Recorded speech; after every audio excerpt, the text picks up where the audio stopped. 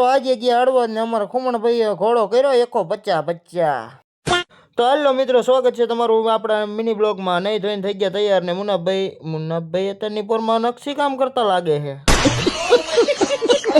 તો મુન્નાભાઈને કીધું તમે કરો નકશી કામ, કારણ કે આજે અમારે જવાનું છે ખુમાણભાઈને બેયને હળવદ.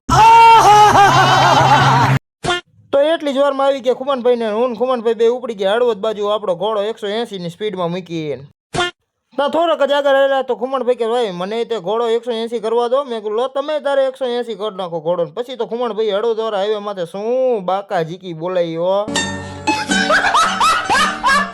થોડોક જ આગળ આવેલા ને ઘનશ્યામપુર પહોંચી ગયા. ઘનશ્યામપુર જોયું તા તો એક ભેંસને ટ્રેક્ટર બાંધીને લઈ જતા. મેં કીધું ભેંસ ભાગે નહીં લાગે.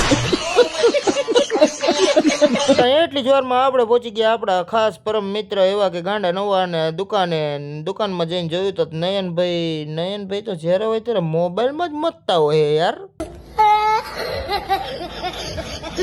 એટલી જ વારમાં આપણે હાથ બાદ મિલાવીને આપણે આપણી લોકેશન એટલે કે આપણા હરીસા ભાઈ આપણું હોબળું જોવા પહોંચી ગયા.